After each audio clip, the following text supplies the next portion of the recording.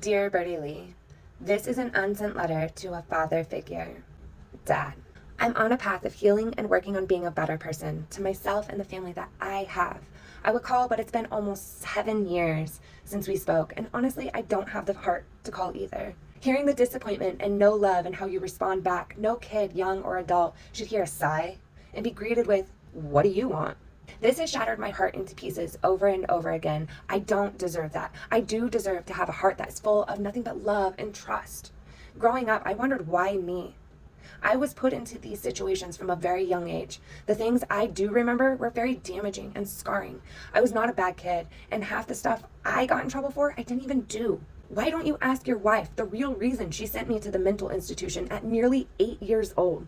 I was mentally abused, made to believe I was evil and crazy. I was bullied by your wife because I was small, called an Ethiopian child in such a negative and demeaning ways. All I wanted to be was loved, and that is not something I gained from living in that household. Instead, I was put into this constant fight or flight stance. Those times I lashed out irrationally, I was not being listened to or even heard as the one person by DNA who should. It was me against the adults and everyone else that lived in that house. I was too scared to say anything, as it would have only gotten me in more trouble for saying the truth and been told I was lying. Hell, I left your house at 17 years old just so I could graduate high school. And that is when my journey began for standing up for myself. The next piece was when I stopped being afraid of you. A child shouldn't fear their parents. Not only did I fear you, I didn't feel that you were a safe space, and I could not trust you to help me.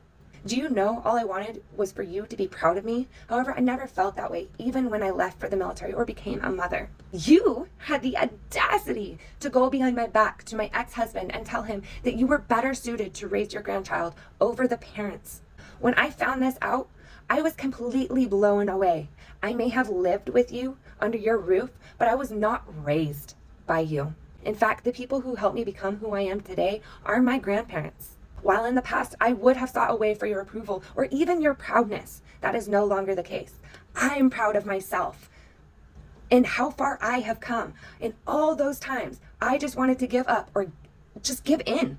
I pushed past those trials and those tribulations. I chose to cut contact with you because I was tired of feeling less than or that I was not the daughter you wanted. I chose to not let my own kids go through that type of conditioned love.